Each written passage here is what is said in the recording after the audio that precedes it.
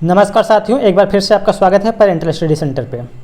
तो जैसा कि दोस्तों यूपी एनएचएम ने सीएचओ के लिए एक नई वैकेंसी जारी की है और उसका नोटिफिकेशन जारी कर दिया गया है आपके यूपी एनएचएम की वेबसाइट पे। ठीक है, तो ये वैकेंसी आपकी लगभग 5505 पोस्ट की होने वाली है। ठीक है, 5505 पोस्टें यहाँ पे सीएचओ की होने वाली है जो कि आपके यूपी के लिए निकाली गई है। ठीक है, तो आज इसी वैकेंसी के बारे में हम बात करने वाले हैं यहाँ पे और जानेंगे इसके लास्ट डेट के बारे में, इसके क्वालिफिकेशंस के बारे में, और इस पर जो यूपी के हॉस्पिटल्स में कोविड के टाइम में ड्यूटी किए थे उनके लिए एक्स्ट्रा नंबर ऐड किया गया है यहाँ पे, उसके बारे में भी हम आपको पूरी जानकारी देंगे। ठीक है, तो अगर आप यूपी सीएचओ की नोटिफिकेशन से रिलेटेड कोई भी इन्फॉर्मेशन चाहते हैं तो आप वीडियो में लगातार बने रहिए। ठीक है, लेकिन उसके पहले अगर आप हमारे चैनल पर नए हैं तो जल्दी से चैनल को सब्सक्राइब कर दीजिए, क्योंकि हम अपने चैनल पे आपके लिए ऐसे ही नई नई इन्फॉर्मेटिव वीडियो और नई नई जॉब्स की अपडेट ले आते रहते हैं।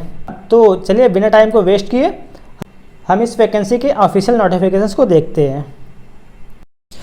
तो दोस्तों आप जैसा कि यहाँ पे देख पा रहे हैं, यहाँ पे दिया हुआ है detail advertisement guideline and selection process for recruitment of community health officer. ठीक है, CHO through the 4 month certificate training community health for nurses CCHN 2022-23 session. ठीक है, तो ये आपका नेशनल हेल्थ मिशन यूपी की तरफ से वैकेंसी निकाली गई है। ठीक है, उसके बाद ये दिया है यहाँ पे कि एनएचएम ने CCHN प्रोग्राम के लिए 2022-23 सेशंस के लिए यहाँ पे वैकेंसी निकाल ली है। ठीक है, तो चलिए नीचे हम देख लेते हैं यहाँ पे टोटल वैकेंसी कितनी होने वाली है कैटेगरी वाइज। तो यहाँ पे आप देखेंगे पोस्ट नेम दिया हुआ है, पोस्ट नेम दिया है कम्युनिटी हेल्थ ऑफिसर CHO। ठीक है, और यहाँ पे आपकी टोटल वैकेंसी की बात करें तो टोटल वैकेंसी आपकी होने वाली है 5505। ठीक है, 5505 वैकेंसी आपकी टोटल होने वाली है। ठीक है, और इस वैकेंसी में अगर हम यूआर कैटेगरी मतलब कि जनरल कैटेगरी की बात करते हैं तो यहाँ पे आपका 2202 वैकेंसी जनरल कैटेगरी में रखी गई है।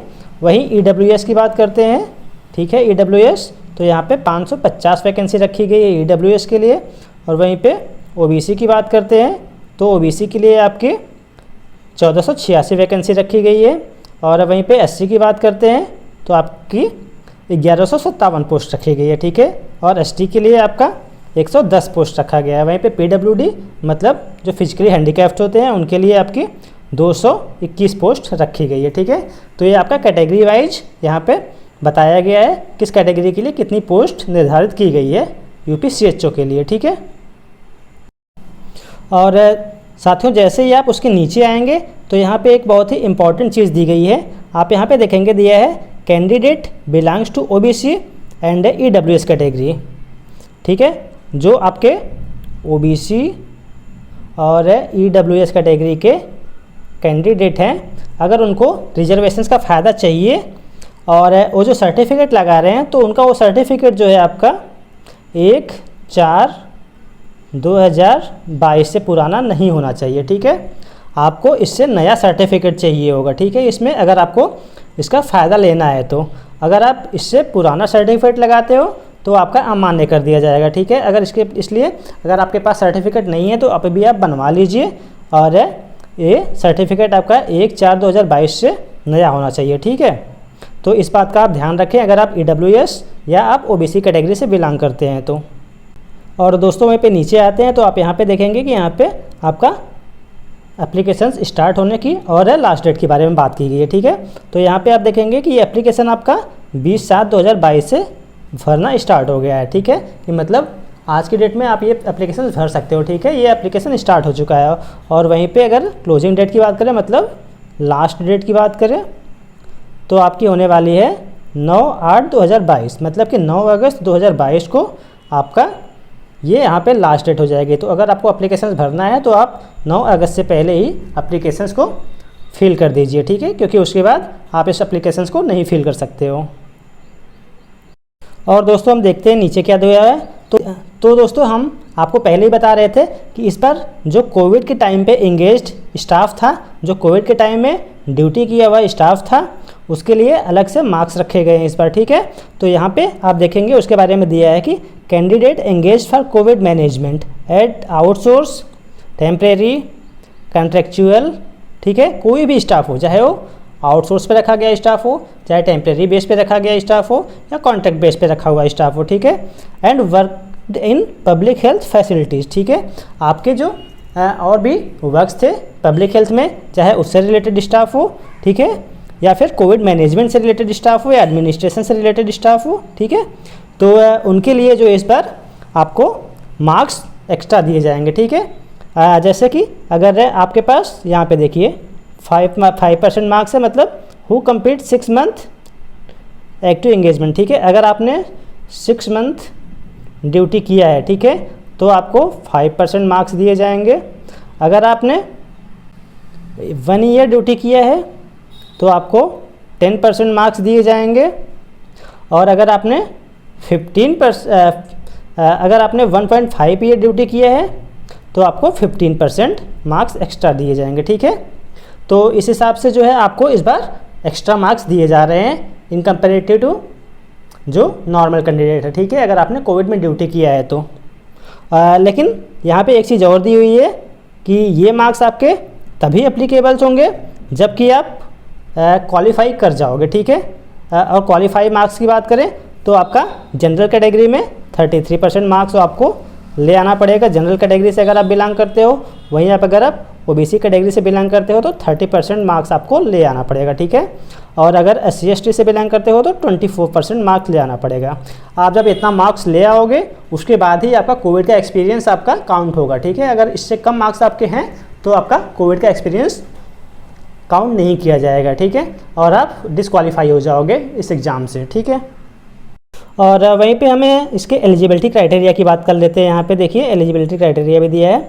तो यहाँ पे क्या दिया है कि जनरल नर्सिंग एंड मिडवाइफ, ठीक है, मतलब आप GNM किए हो या फिर आप BSc नर्सिंग किए हैं, ठीक है, या फिर पोस्ट बेसिक BSc नर्सिंग किया है, इसमें से आप कोई भी किए हो, ठीक है, GNM, BSc नर्सिंग या फिर पोस्ट बेसिक BSc नर्सिंग, ठीक है, यहाँ से आपने कुछ भी किया है तो आप इस पोस्ट के लिए अप्लाई कर सकते हो यहाँ पे, ठीक है। और साथ साथ में आपकी एज जो है वो लेस देन 35 ईयर होनी चाहिए, ठीक है। अगर आपकी एज 35 से ऊपर है तो आप नॉट एलिजिबल हो जाओगे, ठीक है। और आपका जो रजिस्ट्रेशन है वो UP nurses and midwife council में रजिस्टर होना चाहिए, ठीक है। तो आप तभी इस एप्लीकेशंस को भर सकते हैं, ठीक है, क्योंकि और दोस्तों उसके बाद जो है हम यहाँ पे salary and performance based incentive की बात कर लेते हैं कि आपको कितनी सैलरी मिलने वाली है CHO में, ठीक है। तो दोस्तों आप यहाँ पे देखेंगे कि 10,000 पर मंथ मिलती है आपको, ठीक है, 10,000 पर मंथ जब तक आप जो है CCHN की ट्रेनिंग करेंगे, ठीक है। जब तक आप CCHN की ट्रेनिंग करेंगे तब तक आपको 10,000 पर मंथ दिया जाएगा, ठीक है। मतलब कि ये आपकी अगर 6 महीने की ट्रेनिंग होती है तो जो है आपको 10,000 पर मंथ 6 महीने तक दिया जाएगा, ठीक है। और उसके बाद आपका एक एग्ज़ाम होगा CCHN का, अगर आप वहाँ पे क्वालिफाई कर जाते हो, वहाँ पे पास कर जाते हो तो आपको एज ए CHO जो है सब सेंटर पे या फिर PSC पे भेज दिया जाएगा, ठीक है। और उसके बाद आपकी सैलरी जो बनेगी वो बनेगी आपकी 35,000, ठीक है। और ये 35,000 में क्या होता है कि आपका आप देखेंगे यहाँ पे 35,000 आपकी सैलरी बनेगी, जिसमें से 20,500 रुपये आपका जिसमें से 20,500 रुपये आपका सैलरी रहेगा जो सीधे आपके अकाउंट में आएगा, ठीक है। और उसके साथ साथ आपका 15,000 रुपये इंसेंटिव मिलता है, ठीक है, जो कि आपके वर्क के ऊपर मिलता है, ठीक है, आपके फाइल्स कंप्लीट करने के ऊपर मिलता है, ठीक है, जो आपको वहाँ पे काम दिया जाता है, ठीक है। तो इस तरह से आपकी पूरी सैलरी जो है 35,500 रुपये मिलती है एज ए CHO आप अगर ज्वाइन करोगे, ठीक है। और उसके साथ साथ ही यहाँ पे देखिए सिक्योरिटी बॉन्ड की बात की गई है, ठीक है, यहाँ पे सिक्योरिटी बॉन्ड दिया गया, ठीक है। तो अगर आप CHO की तरह अगर ज्वाइन करते हो तो आपको 2.5 लाख का एक बॉन्ड भरना पड़ेगा, ठीक है।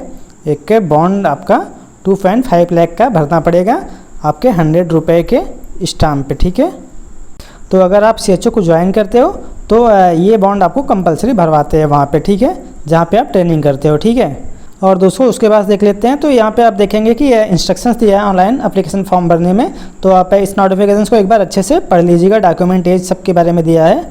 और उसके बाद सिलेक्शन प्रोसेस की बात किया गया है, तो सिलेक्शन जो है आपका एक CBT एग्ज़ाम होगा, CBT एग्ज़ाम के बेस पे ही आपका सिलेक्शन किया जाएगा यहाँ पे।